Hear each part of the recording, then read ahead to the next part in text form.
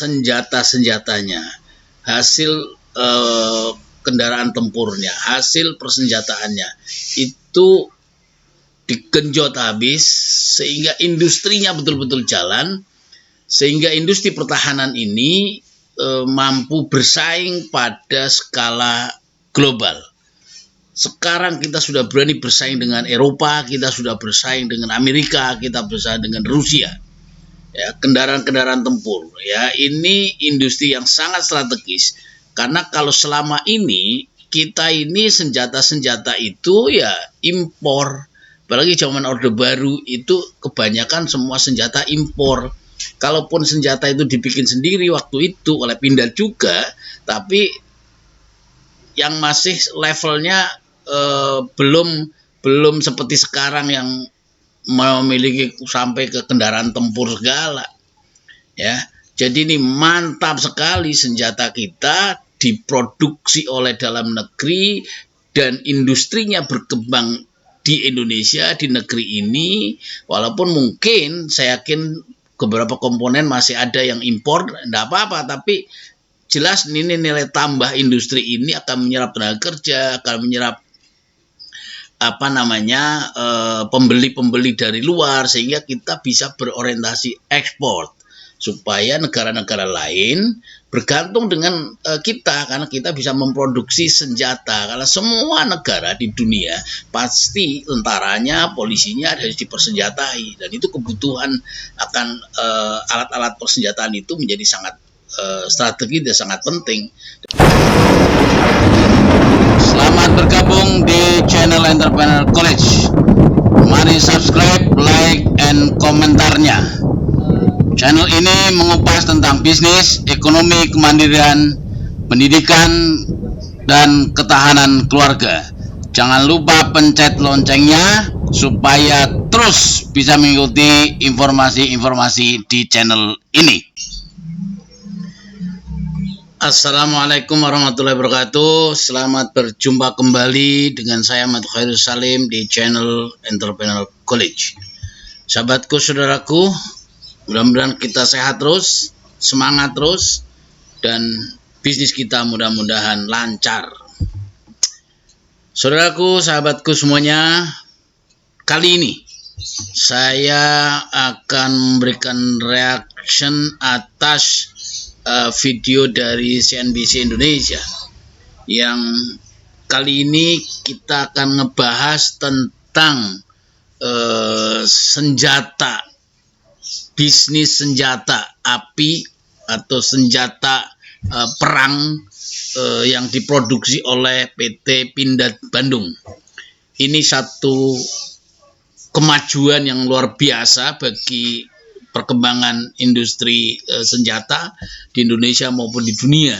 Karena apa? Karena ternyata Indonesia lewat PT Pindad yang memproduksi senjata-senjata termasuk kendaraan tempur, itu semua kendaraannya, hasil produksinya, senjatanya ternyata adalah diakui dunia top markotop dan memperoleh ranking yang sangat bagus di dunia, di berbagai event pameran selalu dapat pujian, dan bisnis senjata ini sangat berkembang sekali di era pemerintahan Pak Jokowi ini karena memang didukung penuh.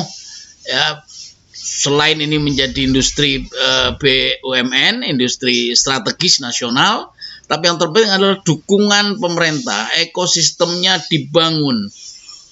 Bahkan lewat Menteri Pertahanan itu dikucurkan dana banyak banget, ya kan, untuk mensupport berkembangnya industri senjata supaya kita tidak terus menjadi pengguna senjata doang atas impor-impor kita dari Rusia, dari Jepang, atau mungkin dari Amerika, ya, dari Jerman dan seterusnya.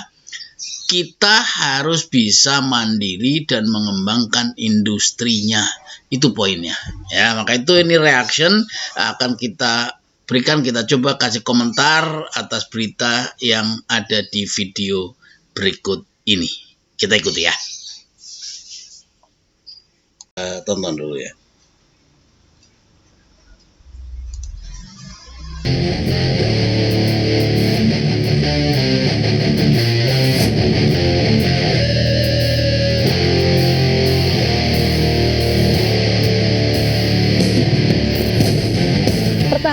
ternyata menjadi sesuatu yang sangat krusial karena bertujuan untuk melindungi serta menjaga keutuhan, kedaulatan negara Kesatuan Republik Indonesia, serta menyelamatkan segenap bangsa dari segala bentuk ancaman.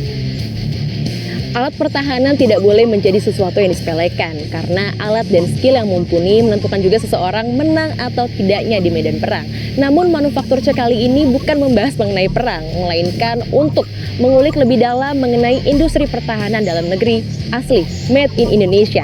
Yap, benar, saya sudah di PT Pindad yang berlokasi di Bandung, Jawa Barat.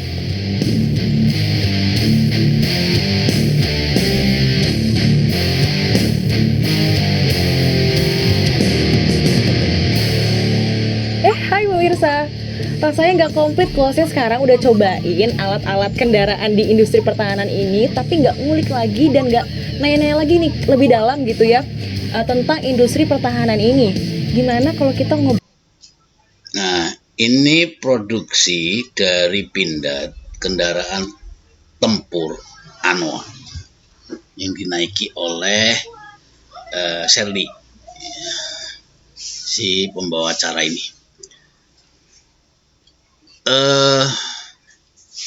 Pindad di era pemerintahan Jokowi itu betul-betul disupport untuk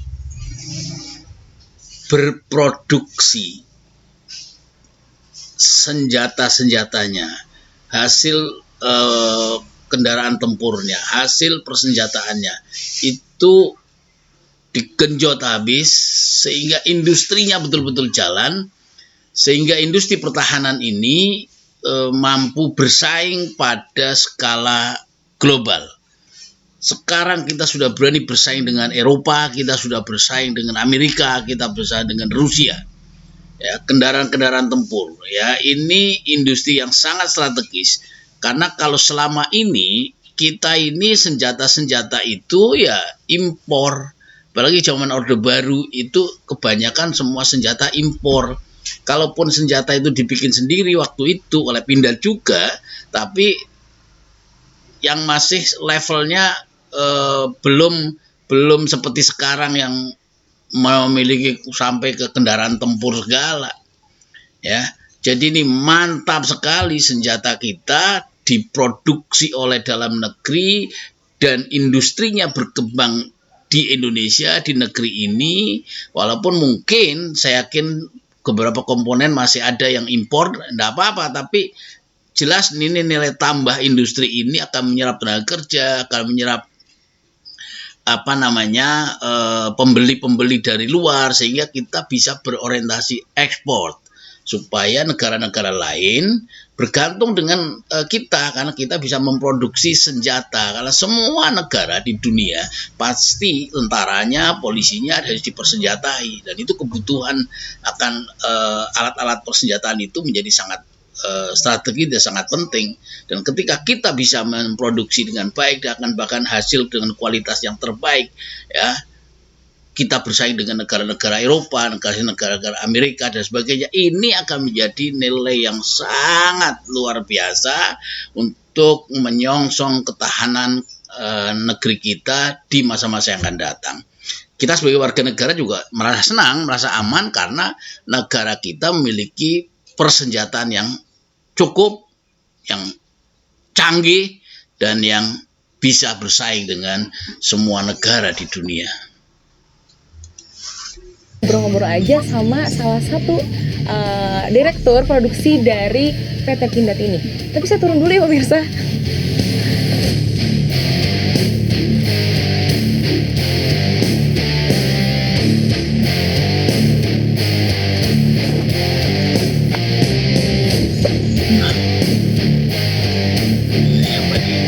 Banyak kali ini kendaraan banyak.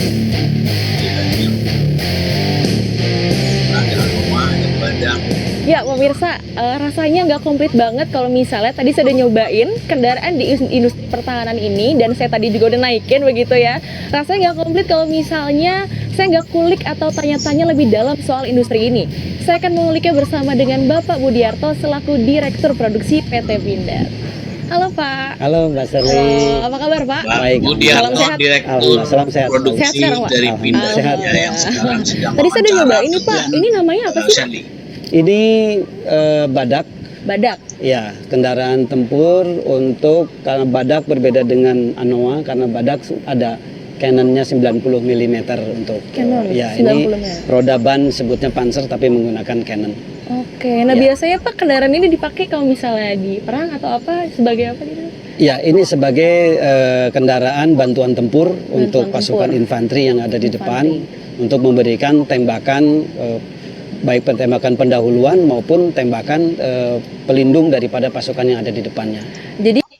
Jadi Panzer seperti Badak dan Anoa ini itu biasa digunakan untuk kendaraan tempur yang ada di depan yang menghalau lawan, yang berhadapan lawan dengan lawan di pembukaan atau awal pertempuran, sehingga ya harus kokoh, harus canggih, ya kan? Ini kita jelaskan, kita dengarkan lagi lebih lanjut.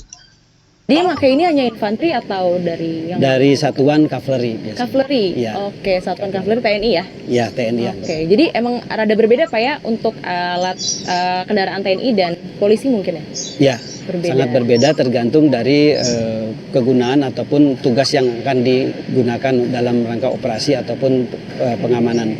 Oke, dan berhubung saya udah di sini nih Pak, saya kayaknya pengen ngulik lebih dalam nih, dan saya juga penasaran gitu Pak ya, Ya, tentang industri ini gitu. ya, Kalau boleh tahu nih Pak, Bapak Budi ya, ya. melihat industri pertahanan di dalam negeri itu seperti apa sih Pak?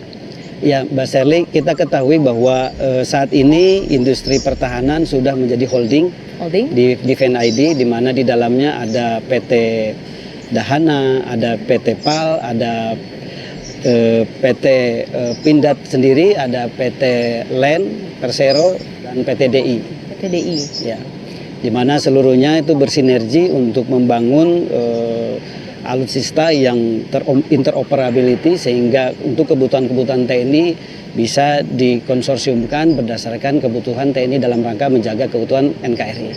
Berarti memang Oke, jadi ini industri sekarang yang tadinya berdiri sendiri dengan PAL misalnya di Surabaya yang memproduksi kapal selam dan sebagainya, atau industri Dirgantara PT DI misalnya. Industri-industri dulu yang dirintis oleh zaman Orde Baru Pak Harto, Pak Habibie, karena itu semua dulu boleh dibilang awalnya dari karya besar Pak Habibie saat masih menjadi menteri di Orde Baru, presidennya Pak Harto. Dirintis pada zaman itu, cuman karena dalam perkembangannya bahkan PT DI pernah nyaris bangkrut, ya, tidak memperoleh support secara utuh. Karena apa? Karena pasarnya. Saya ingat dulu untuk menjual pesawat itu kadang kita ditukar dengan beras kalau nggak salah, atau kedelai gitu kan. Jadi karena apa? Kualitasnya belum bagus, produksinya udah pasti mengeluarkan biaya yang besar, negara tidak punya kemampuan yang cukup pendanaannya, sehingga industrinya dibiarkan jalan sendiri dengan pasar yang dalam negerinya, kebutuhan dalam negeri pun ternyata tidak dialirkan ke sini untuk produksinya karena masih menghasilkan senjata-senjata yang kurang canggih. Dan supaya menghasilkan yang canggih, ya pemerintah zaman dulu dengan segala kebijakannya plus minusnya waktu itu, ya masih banyak impor. Nah, di era Pak Jokowi ini itu semua diupayakan industri peralatan tempur seperti ini, termasuk Dirgantara, PT DI, industri pesawat, industri PAL di Surabaya yang memproduksi kapal tadi misalnya, itu diupayakan untuk bisa industrinya harus berkembang, harus tumbuh. Maka itu pemerintah menggelontorkan banyak dana. Dan pada zaman Erick Thohir menjadi Menteri BUMN sekarang, itu industri-industri diintegrasikan menjadi holding company.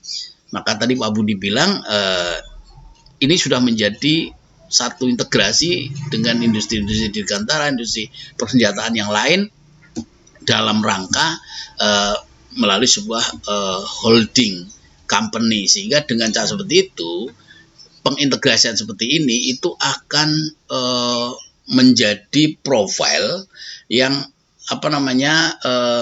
di mata dunia atau di mata luar itu ini suatu industri atau perusahaan yang sangat-sangat tangguh ya, karena tadi ada portfolio yang luar biasa karena terintegrasinya produsen industri tempur, industri persenjataan, termasuk dirgantara dan kapal, juga kereta api ya. Ini yang sangat-sangat strategis seperti itu. Bertujuan untuk menjaga kedaulatan negara kesatuan Republik Indonesia. Betul sekali Mbak Sherly. Gitu ya. Itu dari sudut pandang Bapak. Mungkin yang dari PT Pindad sendiri melihat industri itu seperti apa Pak, industri pertahanan ini Pak? Ya, saat ini dengan kepemimpinan Menteri Pertahanan sekarang Bapak Prabowo Subianto sangat concern sekali terhadap industri pertahanan khususnya dalam negeri, di mana beliau mengalokasikan sejumlah anggaran yang cukup besar dalam rangka meningkatkan kapasitas dan kapabilitas dari TNI dengan menggunakan dan memprioritaskan untuk produksi dalam negeri ini, di antaranya PT Pindad sendiri. Oke Pak, kalau jadi Menteri Pertahanan mengalokasikan dananya cukup besar untuk mensupport supaya kebijakan Pak Jokowi untuk menghidupkan, menguatkan industri pertahanan nasional kita itu harus betul-betul mewujud dengan kualitas produksi senjata atau produksi seperti kapal dan sebagainya itu yang terbaik, setidaknya bisa bersaing di skala global. Kalau kita tidak sampai ke sana dan harus berorientasi ekspor, kalau kita tidak sampai ke sana maka kita akan mengalami ya secara produksi kalau kualitasnya jelek dan tidak laku itu kan merugi. Seperti zaman waktu dirgantara dulu pesawat kita dibikin akhirnya ditukar dengan kedelai waktu zamannya Pak Habibie ya kan, akibatnya ya tahu sendiri pada zaman reformasi bahkan sampai perusahaan dirgantara kita mau bangkrut, termasuk Pindad ini juga hampir bangkrut. Tapi begitu sekarang sudah di era Pak Jokowi, terus menterinya Pak Prabowo, kemudian genjot betul industri pertahanannya, sehingga industri pertahanan nasional kita ke depan harus bisa mandiri. Bukan sekedar mandiri, tapi juga bersaing dengan global, sehingga kita bisa memasok ekspor ke negara-negara lain. Ngobrolin soal tantangan nih Pak. Ya. Nah apa sih tantangan yang dihadapi begitu dari industri pertahanan di dalam negeri sejauh ini? Atau mungkin dari PT Pindad sendiri tantangannya? Ya tantangannya memang cukup banyak dan bervariasi ya. Terutama dalam rangka untuk pemenuhan raw material. Kita masih ada ketergantungan dari berbagai negara dalam rangka untuk pemenuhan raw material baik untuk senjata, munisi maupun kendaraan tempur yang Mbak saksikan bersama-sama dengan teman-teman ini. Kita masih belum adanya satu lini tersendiri untuk mensuplai ke kami secara untuk meningkatkan TKDN. Dan berarti masih ada beberapa struggle mungkin di raw material, di bahan baku seperti itu Pak ya. Jadi masih ada beberapa mungkin yang impor dari luar negeri. Itu dari negara mana aja Pak? Dari berbagai negara, Pak. Contoh misalkan seperti ini platnya kan kita import dari negara-negara Eropa. Baik ada dari Turki, ada dari Australia, juga ada dari Belgia juga ada. Ya. Dari Belgia ya? Ya. Untuk yang kendaraan ini, Pak? Ya. Untuk kendaraan ini dari sisi karena engine juga kita masih impor. Ya, engine kita saksikan bahwa di Anoa baik di kendaraan lain masih impor dari Perancis yang memang masih bekerja sama. Kita bermitra strategis dengan negara-negara yang bisa memberikan keringanan dalam rangka TOT-nya, transfer of. Ya, mutualisme, simbiosis mutualisme, kerjasama, sinergi dengan negara lain itu satu keharusan. Jadi saya kira kalau dibikin 100% raw materialnya dari nasional selain memang belum tersedia secara cukup. Saya kira kalau ada kolaborasi dari negara lain itu kan satu bentuk sinergi yang saling menguatkan. Saya kira lebih bagus tetap ada dari luar, walaupun mungkin yang terbaik ya suku cadang atau material dari luar yang jangan terlalu banyak, ya sekitar 10 atau 20% misalnya. Sisanya itu harus dari nasional, 80% itu harus dari bahan baku raw material nasional. Itu tantangan yang sekarang dihadapi Pindad atau industri persenjataan kita, raw material bahan bakunya. Tapi saya kira yang lebih penting juga tantangan ke depan ini adalah tantangan pasarnya. Karena produksi kita bagus apapun, kalau pasarnya tidak terserap oleh ekspor atau oleh industri kebutuhan dalam negeri, ya ini akan menjadi industri mati, ya kan? Nah, saya pikir pasar itu juga sangat menentukan keberlanjutan dari bisnis ini. Selain juga pasar, masih ada yang saya kira tantangan, ya ini apa? Alih teknologinya. Makanya datangnya dari Belgia, datangnya raw material dari Prancis dan lain-lain itu dalam rangka ya alih teknologi. Itu salah satu manfaat dari kita masih bisa bertukar dengan orang lain, dengan negara lain. Kalau 100% dari dalam negeri itu kan berarti memang kita sudah betul-betul top marko, top mampu, dan seperti itu nunggunya kapan ya kan, bertahap saja. Saya kira yang penting konsisten, industrinya berjalan terus, pasarnya terus, sehingga proses alih teknologi itu akan berjalan terus, dan ini akan melahirkan ekosistem bisnis yang mengikutinya, turunannya, dan berkembang saya kira ke banyak sektor supaya bisa saling mendukung. Saya ini kan saya sebagai orang awam nih Pak ya, dan saya baru pertama kali begitu ke sini. Ini gokil juga gitu Pak ya, kayak dari bodinya gitu Pak ya. Kayak beneran badak gitu. Badak ya. Beneran ini badak. Mengerikan gitu, beneran mengerikan serem, gitu. Ya.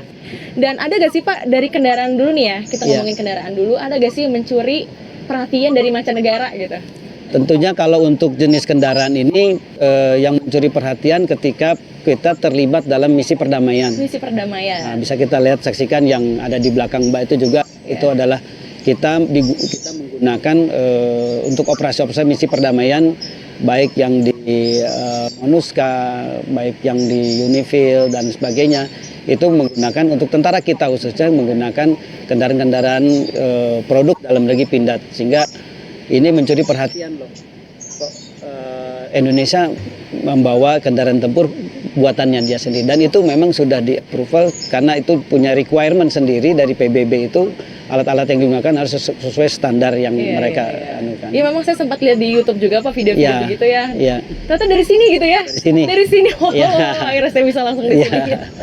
Pabrikasinya di sini.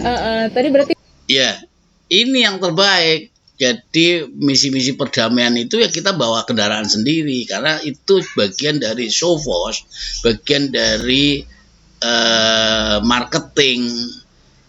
Misi-misi perdamaian itu kan pasti dari banyak negara lah. Orang lain akhirnya melihat keren juga ya Indonesia membawa senjata sendiri ternyata, dan buatannya Indonesia sendiri, dan itu diceritakan kan antar teman, antar mereka sesama negara lain yang campur dalam satu misi perdamaian PBB, dan itu dengan otomatis pasti akan menjadi marketing yang sangat bagus, sangat strategis. Tinggal terus dijaga kualitasnya, karena pasti semua produksi yang kita produksi senjata itu pasti ada standarisasinya yang mungkin dilisensi atau diberikan satu standarisasi oleh Perserikatan Bangsa-Bangsa. Jadi itu yang terus tinggal harus dipertahankan, bahwa ada misi-misi perdamaian itu terus harus menggunakan produk dalam negeri, supaya apa? Supaya menjadi show force, supaya menjadi marketing. Dalam misi perdamaian gitu ya, misi perdamaian gitu. Kalau misalnya yang kemarin tuh Pak, Rusia Ukraina begitu ya. Itu ada ini nggak sih Pak, ada pengaruh nggak sih Pak di industri pertahanan Indonesia? Tentu sangat berpengaruh. Ya. Ketika kita sudah kemarin dihantam pandemi ya, terus kemudian adanya perang Ukraina ini juga kan, kita tentunya bisnis alutsista ini tidak seperti bisnis komersial lainnya. Kita sangat menjaga dua kubu saat ini baik itu NATO maupun yang non NATO kan sebutnya. Nah, sehingga ketika kita contoh saja untuk senjata, untuk munisi. Munisi ada yang kita import dari negara-negara blok Rusia, ada yang dari bloknya NATO. Nah, ini juga ketika perang Ukraina ini kita terhambat dari pasokan raw material, contoh propelan seperti itu. Dan juga bahan-bahan untuk munisi seperti kuningan longsong gitu, seperti itu. Mereka stop karena mereka untuk fokuskan kemungkinan terburuk dari perang. Mereka kan menjual itu kelebihan dari kapasitas produksinya, sehingga mereka bisa dukungkan ke kita. Dan sedangkan kita sudah kita atur sedemikian rupa dengan produksi yang ada di PT Pindad ini harus sesuai dengan jadwal yang dipesan oleh Kementerian Pertahanan, harus tepat waktu, terkendala dengan adanya perang tersebut. Itu ya. Mungkin meskipun negaranya bisa mengirim, tapi jalur lautnya harus berputar dan sebagainya. Gitu juga gitu, ya ribet akhirnya ribet. Sebetulnya memang ini satu sisi kendala karena beberapa raw material masih diambil dari negara-negara NATO atau negara-negara yang pro Rusia, sehingga kalau kita mendukung satu pihak maka akan diserang oleh pihak lain. Tapi sebagai negara non-blok, sebagai negara yang merdeka, berdaulat, saya kira ya kita bebas menentukan. Tapi kalau bahan bakunya mereka lagi perang, Ukraina sama Rusia lagi perang, bahan bakunya nggak ada kan susah juga memang. Jadi ya harus cari bahan baku lain, dan bahan baku lain kadang repotnya belum tentu standar yang diminta. Nah, ini yang kadang-kadang mesti harus dicarikan solusi. Tantangannya antara lain seperti itu. Pengaruhnya cukup besar. Iya. Tadi kan kita udah bahas yang impor tuh Pak. Kalau misalnya sejauh ini Pak, Pindad tuh ngirim juga nggak sih Pak buat ekspor keluar gitu? Kalau misalnya emang ngirim, biasanya siapa aja yang jadi pelanggan tetapnya? Atau di Indonesia saat ini tuh siapa aja sih Pak yang mesen gitu? Rata-rata negara-negara Afrika dan negara-negara Asia Tenggara. Kalau dia itu menjadi pelanggan tetap kita. Bahkan ada Amerika pun kita mengekspor, tetapi dalam skala bukan alutsista ataupun munisi utuh, karena yang kita kirim munisi utuh hanya beberapa part ataupun item dari munisi tersebut, seperti primer atau penggalak. Itu kita ekspor. Yang saat ini kita sedang kerja keras untuk bisa memenuhi kebutuhan daripada pasar Amerika. Berarti kayak nggak ada whole barangnya gitu Pak ya, jadi lebih ke beberapa part of bagiannya aja begitu ya. Nah kalau boleh tahu tuh Pak, itu tuh berarti kan pemesannya pre-order ya? Tadi udah sempat ngobrol sama Bapak, pre-order. Betul, pre-order. Nah biasanya negara-negara seperti Afrika dan Asia Tenggara itu mesennya berapa banyak sih Pak? Boleh di-spill gak nih? Ya sebetulnya mereka juga tidak memiliki budget yang cukup besar ya, dan mungkin juga mereka baru taraf seperti Brunei. Tidak seperti halnya kita menjual di dalam negeri. Brunei hanya skala kecil saja, mereka hanya kurang lebih ya dalam hitungan juta butir saja, tidak sampai puluhan, mungkin hanya 1 juta. Dan itu juga Singapura juga memesan kepada kita, itu hanya dalam small quantity, mereka tidak dalam jumlah besar. Karena ya, saya kira kalau pesanan negara-negara lain kan menyesuaikan kebutuhan negaranya dan menyesuaikan budgetnya. Ya tadi dikatakan Singapura, ya sekedar punya lah, supaya punya hubungan baik dengan Indonesia, atau dengan Brunei. Ya Brunei mau nyetok banyak-banyak mau buat apa juga kan, bukan mau perang. Ya untuk mempersenjatai kelengkapannya. Karena kalau mau diperangi ya pasti Indonesia menang lah lawan Brunei, lawan Singapura, saya percayalah. Kita penduduknya banyak dan pasti senjatanya banyak. Tapi lagi-lagi kan bukan menang kalah. Ini urusannya adalah satu komunikasi, persahabatan antar negara, ya kan. Nah, negara Afrika juga begitu. Kebutuhannya berapa, budgetnya terbatas, ya pasti. Ya tapi yang penting industri ini terus jalan aja, lanjut, ya kan. Ada terus yang mesannya. Apalagi yang saya kira diwajibkan itu ya industri dalam negerinya, atau kebutuhan dalam negerinya untuk TNI, untuk Polri, untuk seluruh komponen negara ini yang memang memerlukan alat-alat senjata itu. Nah, mungkin berbagai aspek yang mereka miliki, dan kita juga tidak bisa sepenuhnya mengekspor atau menjual ke mereka karena kebutuhan dalam negeri pun masih sangat besar saat ini. Oke. Saya masih penasaran lagi nih Pak yang ini. Ya. Ini tuh kendaraan terbaru atau bagaimana Pak? Ya, ini merupakan terbaru. Ini juga sudah dipesan oleh TNI sejumlah 6 unit. 6 unit saat ini. Yang mana sudah kita hampir selesai beberapa unit dan tinggal beberapa unit yang kita akan delivery di akhir tahun ini. Berarti ini yang terbaru ya? Ini yang terbaru. Nah, ada lagi gak Pak inovasi yang dikeluarkan? Ya. Mau di kendaraan, mau di senjata mungkinnya dari PT Pindad Pak. Yang terbaru ini yang paling up to date, yang paling up to date yang kita Mbak bisa lihat, ini ada sebuah kendaraan operasional. Ya, tapi ini juga masih inovasi terbaru, jadi nanti bisa customize. Apakah mau dilapisi dengan anti peluru kaliber 5,56, mau dilengkapi apa, kita bisa memberikan sesuai dengan keinginan daripada user. Berarti selain bisa custom, kalau dari PT Pindad sendiri begitu Pak, ada gak sih yang inovasi yang wah banget gitu? Yang wah banget sebetulnya ada senjata, ada munisinya juga sekarang kendaraan. Kalau yang saat ini Anoa hanya penyempurnaan dari atau penambahan dari aksesoris, baik radio, komunikasi, senjata dan sebagainya. Ini juga kita berinovasi menggunakan Canon 90 mm, juga kita bekerja sama dengan Excalibur. Dan kalau yang badak ini ada berapa tipe Pak kalau boleh tahu? Ini satu ini yang kita produksi saat ini. Dan ini juga masih dikembangkan untuk selain untuk sebagai Canon, juga nanti sebagai angkut personil carrier. Oke, kalau yang mau ini Pak, yang buat operasional? Ini operasional kemarin yang sudah ditandatangani oleh Pak Presiden Jokowi di Kementerian Pertahanan untuk menjadi kendaraan operasionalnya TNI. Kalau yang Anoa tadi Pak, kalau Anoa ada berbagai multipurpose ya. Ini bisa angkut personil, juga ini bisa untuk mengamankan VVIP atau VIP, terus kemudian bisa untuk lindung lapis baja, dan bisa untuk penyerangan tergantung dari senjata yang digunakan ataupun ini hanya sebagai platform, bisa dilengkapi dengan berbagai jenis senjata yang dikehendaki. Bagaimana hebatnya persenjataan yang diproduksi Pindad khususnya dan diproduksi oleh BUMN nasional kita.